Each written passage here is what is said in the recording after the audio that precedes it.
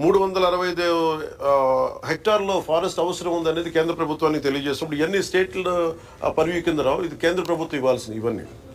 So కేంద్ర ప్రభుత్వం ఆ రోజున 365 హెక్టార్లు వాళ్ళకి ఇచ్చారు. దానికి కాంపెన్సేటరీగా 365 హెక్టార్లు గ్రీన్కో కంపెనీ ఆల్రెడీ నెల్లూరులో వాళ్ళకి కాంపెన్సేటరీ ఫారెస్ట్ ఇచ్చారు. అది 36 కోట్లు పెట్టుబడి పెట్టి ఖర్చు పెట్టి వాళ్ళకి ఇచ్చేసారు. ల్యాండ్తో పాటు ఇంకా అదనంగా అంటే ఫారెస్టేషన్ కోసం మళ్ళీ ఒక 36 కోట్లు అదనంగా ఇచ్చారు. ఇదొకటి ఉంది. అలాగే డిస్ప్యూటెడ్ ల్యాండ్లో మనకి ఇక్కడ ఇందులో ఒక ప్రత్యేకంగా ఏమనిపించిందంటే రెవెన్యూ డిపార్ట్మెంట్ 45 హెక్టార్లు ఇది ఇష్యూ ఏముందంటే ఫారెస్ట్ డిపార్ట్మెంట్కి రెవెన్యూ డిపార్ట్మెంట్కి చిన్న ఇష్యూ ఉంది. ఈ 45 హెక్టార్లు ఇది రెవెన్యూ డిపార్ట్మెంట్ అని చెప్పేసి రెవెన్యూ వాళ్ళ దగ్గర ఉంది. ఈ దీంట్లో మొత్తం అప్పుడు ప్రభుత్వం ఇచ్చేసినప్పుడు మొత్తం సవ్యంగా ఇచ్చేసారు. 45 హెక్టార్లు ఇచ్చేసారు భూమి. ఇస్తున్నప్పుడు దాంట్లో ఈ dispute between forest department and revenue డిపార్ట్మెంట్లో 45 హెక్టార్లు మీద మాదా ఉంది. ఇది 1962 నుంచి దాంట్లో ఒక 10 ఎకరాలు 12 ఎకరాలు పట్టాలు కూడా ఇచ్చేసారు. అప్పుడు సక్సెసివ్ గవర్నమెంట్స్ అని 1980 దాకా ఇచ్చుకుంటూ వెళ్ళారు.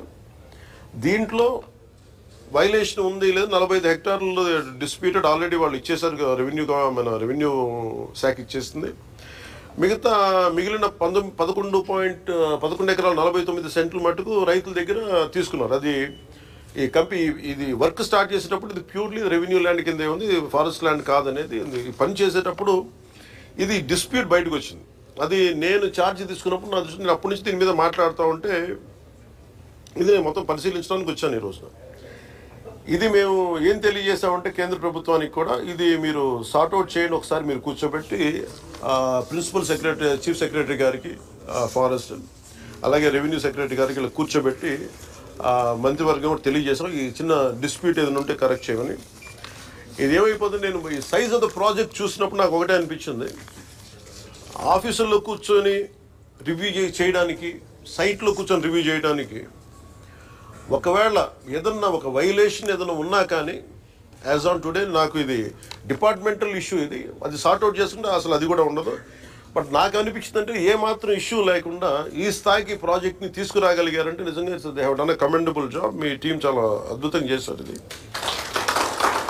అంటే సైజ్ ఆఫ్ ద ప్రాజెక్ట్ అంటే నాకు మొత్తం చూస్తూ ఉంటే మన భారతదేశంలో ఈ స్థాయి ప్రాజెక్ట్ ఎక్కడా లేదు.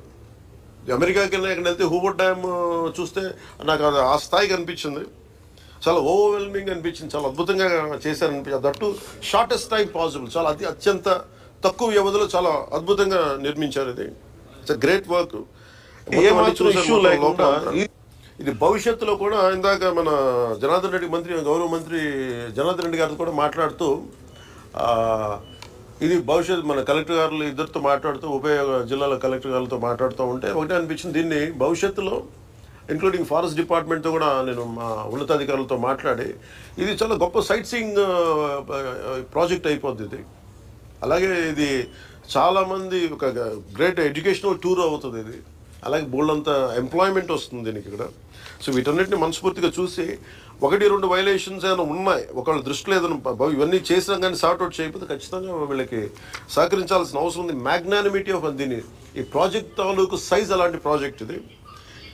1-2 చిన్న చితక ఏదైనా ఉంటే కనుక దాన్ని ఖచ్చితంగా దాన్ని గవర్నమెంట్ సహకరించి దీన్ని ఎందుకంటే ఇది మేము తీసుకున్న నిర్ణయం కాదు, ఏమైనా ఉంటే ఇది కేంద్ర ప్రభుత్వం దృష్టిలో పరిధిలో పంపించి మా సైడ్ నుంచి ఇది చీఫ్ సెక్రటరీ గారికి మన ఫారెస్ట్ PCCF గారికి అలాగే కూర్చోబెట్టి దీన్ని పూర్తిగా అసలు ఆ చిన్నపాటి ఏమన్నా కరెక్ట్ చేయమని ఈ ప్రాజెక్ట్ మనస్ఫూర్తిగా ముందుకెళ్ళాలి. ఎందుకంటే ఇన్ని 10,000 కోట్లు పెట్టుబడి పెట్టిన తర్వాత దాదాపు ఇంకొక 24 ఇంకొక 14,000 అంతే ఇంకో 12,000 కోట్లు పెట్టాలి. అదనంగా ఇంకో 10,000 కోట్లు పెట్టాలి. ఈ ప్రాసెస్లో దీన్ని